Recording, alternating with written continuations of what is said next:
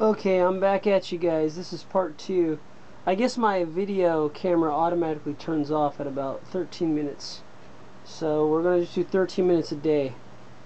Just do a little segment each day of this great writing of Nichiren Daishonin, which is the Unanimous Declaration of the Buddha. It's a lot longer title, but I won't get into that one. So where I got cut off is exactly where I was talking about Christianity and the knowledge of good and evil, which in the Lotus Sutra and many other sutras, the Buddha, one of his many accolades is the person who sees through all distinctions, or who is free from distinctions, which is, I believe, the distinctions between right and wrong, good and bad, and all these negative and positive polarities which are holding us back from being infinite beings, which we might talk about later. Okay, so here we go. I'm using a different light source because yesterday I looked back at the video and there was some kind of floating things in the air, which I don't see any dust in the air. I don't see any feathers in the air. It looked like kind of like feathers because I do have 2 down coats, but I see them nowhere in the air. But on the video they were floating things, so I'm just going to call those my Shoten Zenjin because I don't know what they were, because I have really good eyes and there's nothing floating in the air here. But on that video, how I had the light set up, for some reason it looked like there was floating things in the air. So who knows? I just work here. Okay, anyway, here we go on where we left off before.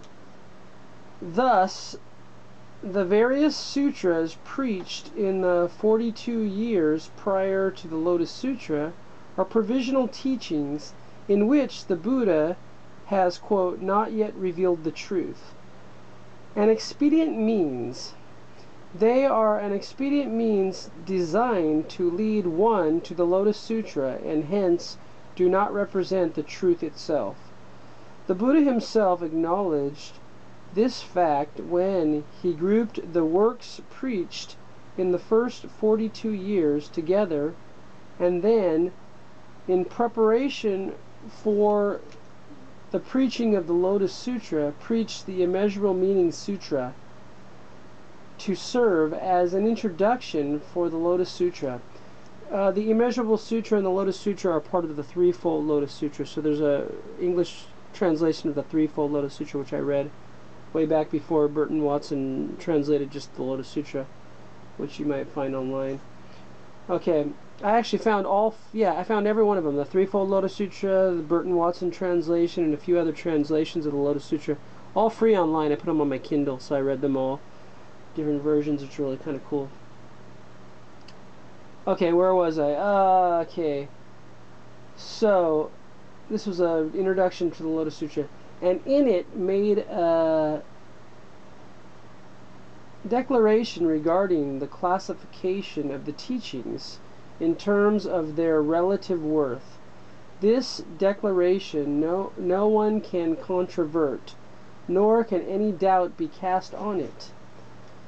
Therefore, the profound meaning of the Lotus Sutra says the 9 worlds represent the provisional, and the world of Buddhahood represents the true.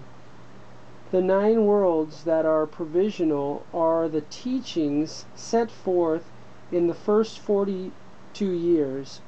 The world of Buddhahood that is true is that which was preached in the last 8 years, namely the Lotus Sutra.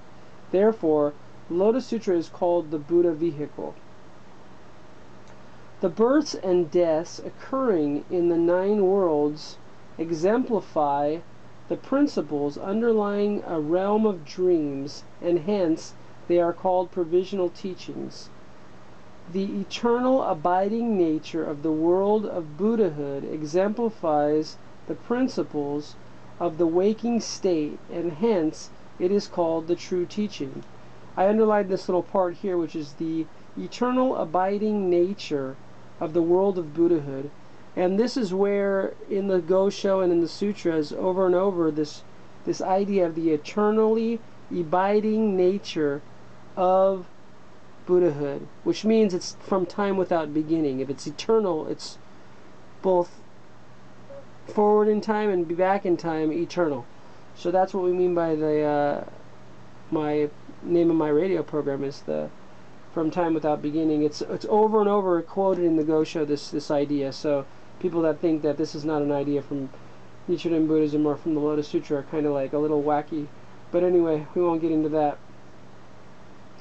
Okay, therefore, we may say that the teachings set forth over a period of 50 years, the sacred teachings of the Buddha's lifetime, or all the various scriptures, are made up of the provisional teachings preached in the first 42 years, which are designed for the instruction and conversion of others, and the true teaching set forth in the last 8 years, which pertain to the Buddha's enlightenment.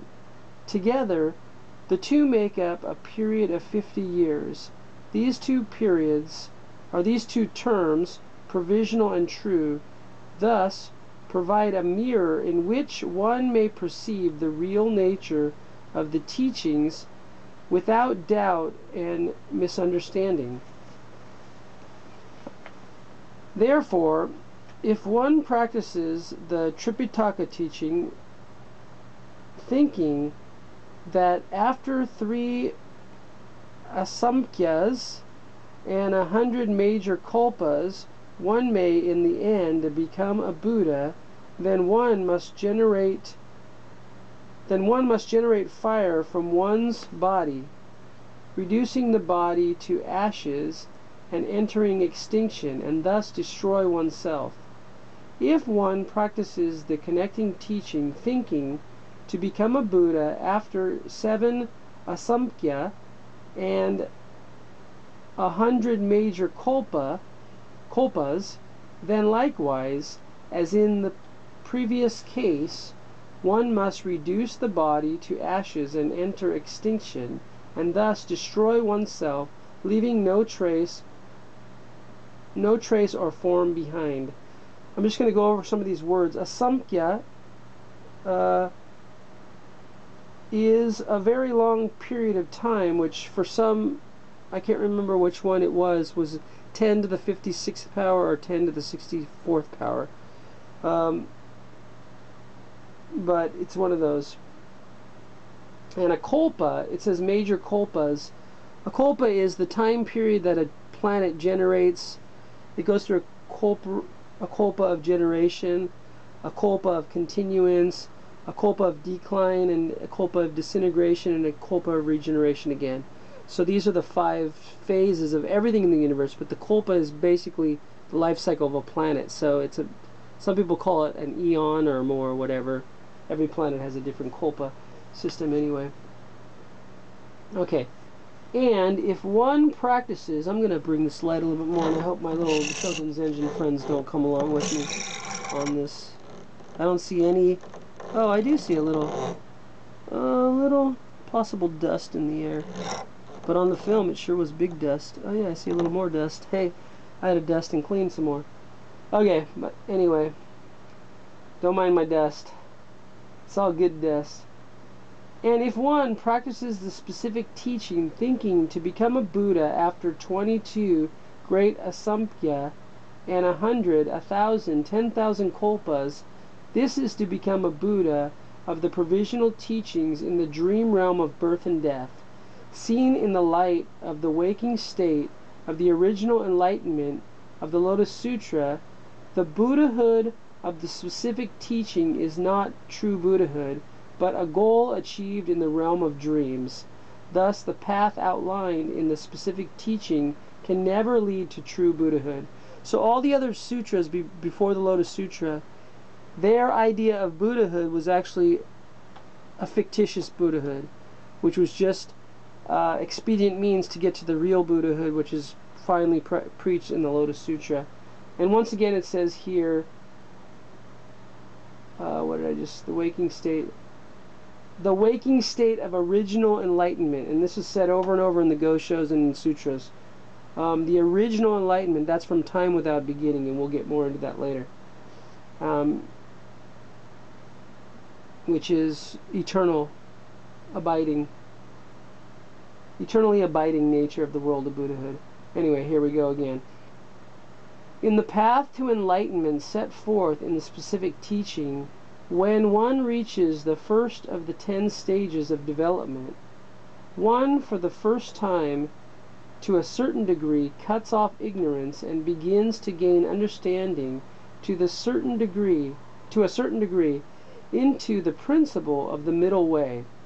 But when one does so, one realizes that the specific teaching represents the 3 truths as separate entities not fused together.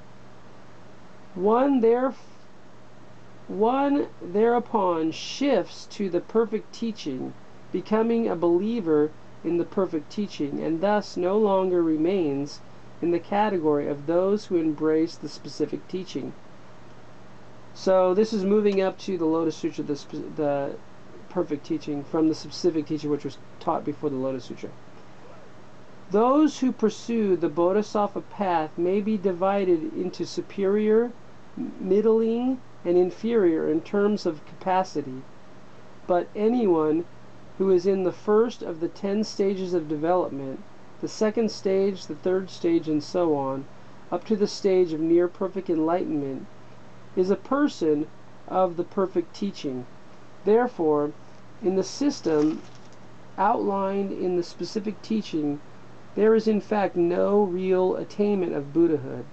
Hence, it is called a system in which the teaching regarding the goal exists, but no example of anyone who has reached it.